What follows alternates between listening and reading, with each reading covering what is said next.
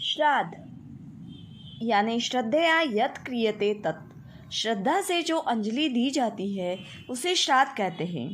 जिन पितरों ने और पूर्वजों ने हमारे कल्याण के लिए कठोर परिश्रम किया, हमारे सपनों को पूरा करने के लिए अपना जीवन बिता दिया, उन सब का श्रद्धा से स्मरण करना चाहिए। और वो जिस योनि में हो उस योनि में उन्हें दुख ना हो, सुख और शांति प्राप्त हो, इसलिए पिंडदान और तर्पण करना चाहिए। पितरों के उद्देश्य से विधि पूर्वक जो कर्म श्रद्धा से किया जाता है उसे श्राद्ध कहते हैं। कहते हैं पूर्वजों के ऋण से मुक्त होने के लिए श्राद्ध कर्म पूर्ण श्रद्धा के साथ करना चाहिए। श्राद्ध कर्म ना करने पर, पितृ ऋण से मुक्त ना होने पर कई प्रकार के कष्ट हो सकते हैं।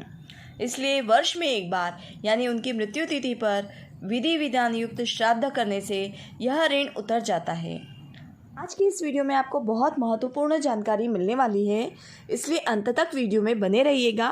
और यदि अब तक आप मेरे चैनल पर नए हैं तो चैनल को सब्सक्राइब कीजिए, साथ ही शेयर कीजिए, और यदि आपको ये जानकारी अच्छी लगती हो तो आप इसे लाइक भी कीजिए। पितृपक्ष यानी श्राद्ध आज से शुरू हो रहे हैं। श्राद्ध पक्ष का समापन 25 सितंबर 2022 को किया जाएगा। हिंदू कैलेंडर के अनुसार हर वर्ष भाद्रपद की पूर्णिमा तिथि और अश्विन माह के कृष्ण पक्ष की प्रतिपदा तक पितृपक्ष रहता है। इसमें कौवे का खास महत्व होता है। शास्त्रों में कौवे को यमराज का प्रतीक माना गया है। कौवे को निवाला देने के बाद ही पितृ संतुष्ट होते हैं। पितृपक्ष के इन 15 दिनों में पितरों की पूजा, तर्पण और पिंडदान किया जाता है। हालांकि इस बार श्राद्ध 16 दिन का है। पितृपक्ष यानी श्राद्ध का हिंदू धर्म में विशेष महत्व होता है। पितृपक्ष में पूर्वजों को श्रद्धापूर्वक याद करके उनका श्राद्ध कर्म किया जाता है। श्राद्ध पितरों की मुक्ति के साथ साथ उनके प्रति अपना सम्मान प्रकट करने के लिए भी किया जाता है। ऐसी मान्यता है कि पितृपक्ष में पितरों को श्राद्ध करने से उनकी कृपा प्राप्त होती है और हर प्रकार की बाधाओं से मुक्ति मिलती है। पितृपक्ष में श्रद्धापूर्वक अपने पूर्वजों को जल देने का विधान है। पितृपक्ष के श्राद्ध यानी 16 श्राद्ध वर्ष के ऐसे सुनहरे दिन हैं जिनमें व्यक्ति श्राद्ध प्रक्रिया में शामिल होकर देव ऋण, ऋषि ऋण तथा पितृ ऋण, इन तीनों ऋणों से मुक्त हो सकता है। इस बार 16 दिन श्राद्ध होंगे। 16 सितंबर को सप्तमी श्राद्ध होगा। 17 सितंबर की तिथि क्षय होने की वजह से इस दिन पितरों के निमित्त श्राद्ध नहीं होंगे। मान्यता है कि पितृपक्ष में मृत परिजनों की मृत्यु तिथि पर पिंडदान तर्पण करने से उनकी आत्मा को शांति मिलती है। अगर तिथि याद ना हो तो महालया अमावस्या यानी सर्वपित्तीय अमावस्या पर भी श्राद्ध ज़रूर करें, इससे उन्हें संतुष्टि मिलती है। दोस्तों, यदि आप मेरे चैनल पर नए हैं तो चैनल को सब्सक्राइब करें, और साथ ही यदि ये वीडियो अच्छी लगती है तो आप इस वीडियो को लाइक करें और शेयर भी करें। श्राद्ध में हमें किन चीज़ों से दूर रहना चाहिए? श्राद्ध के लिए दिन का समय ही बेहतरीन माना जाता है।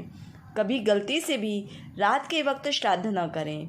माना जाता है कि रात राक्षसों का समय होता है। श्राद्ध में मसूर की दाल, मटर, राजमा, काला उड़द, सरसों और बासी भोजन का सेवन करने से बचना चाहिए। श्राद्ध में लहसुन, प्याज, मांस, मदिरा आदि का भी सेवन नहीं किया जाता है। श्राद्ध में नहाते समय तेल, उपटन का इस्तेमाल करने से भी बचना चाहिए। श्राद्ध के समय किसी भी तरह के शुभ काम को करने से बचना चाहिए। इसके अलावा नए कपड़ों की खरीदारी पर भी रोक होती है। पंडितों के अनुसार श्राद्ध में बाल, दाढ़ी और नाखून काटने से भी बचना चाहिए। आखिर क्यों किए जाते हैं श्राद्ध? किसी की मृत्यु के बाद 1 वर्ष का कार्यकाल प्रतीक्षा काल माना जाता है। बरसी तक श्राद्ध कर्म नहीं होते हैं। उसके बाद श्राद्ध कर्म करके हम अपने पूर्वजों के प्रति श्रद्धान्वित होते हैं। मान्यता है कि पितृपक्ष में हमारे पितृ घर के द्वार पर आते हैं। श्राद्ध कर्म 3 पीढ़ियों का होता है।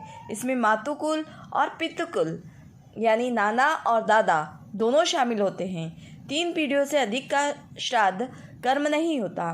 तर्पण, दान, भोजन, भावांजलि, तिलांजलि के रूप में श्राद्ध करने की प्रथा है। पितरों के नाम से भोजन निकालने से पहले गाय, कौवा और कुत्ते का अंश भी निकाला जाता है। अब प्रश्न उठता है कि तर्पण कब करें। जब सूर्य अच्छी तरह चढ़ जाता है तब श्राद्ध और तर्पण करना चाहिए, यानी सुबह 11:30 से 12:30 तक का समय आदर्श समय माना गया है। तर्पण श्राद्ध या सूर्य के ढलने के बाद नहीं होता। अब हम पितृदोष के बारे में भी जान लेते हैं। क्यों लगता है आखिर पितृदोष?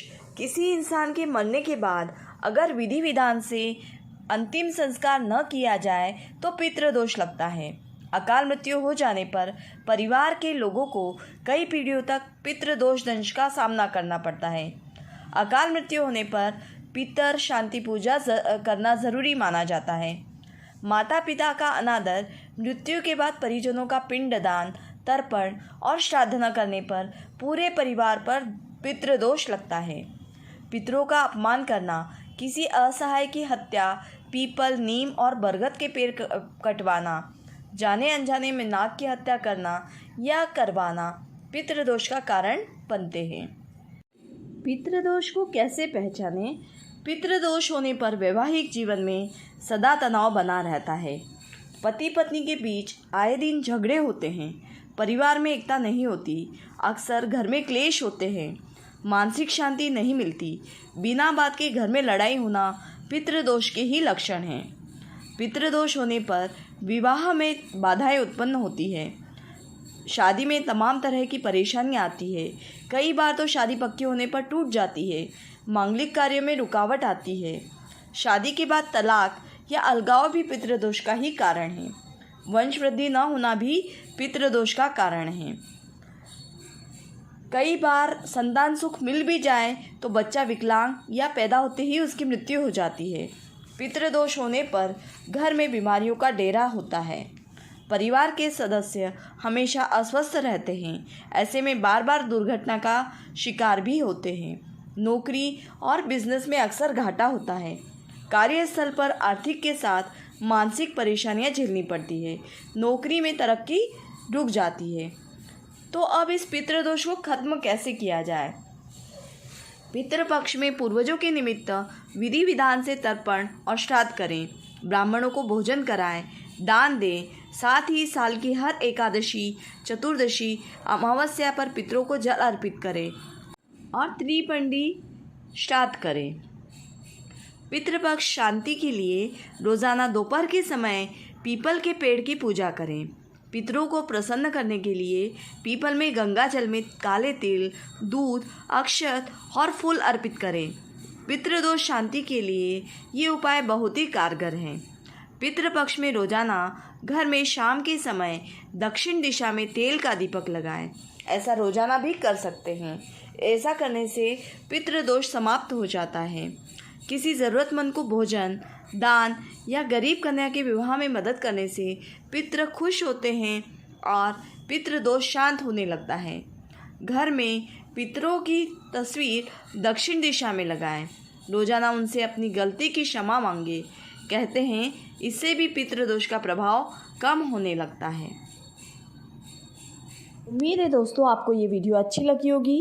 यदि ये वीडियो आपको अच्छी लगी हो तो आप इस वीडियो को लाइक करें, साथ ही शेयर करें और यदि अब तक आप मेरे चैनल पर नए हैं तो चैनल को सब्सक्राइब करें।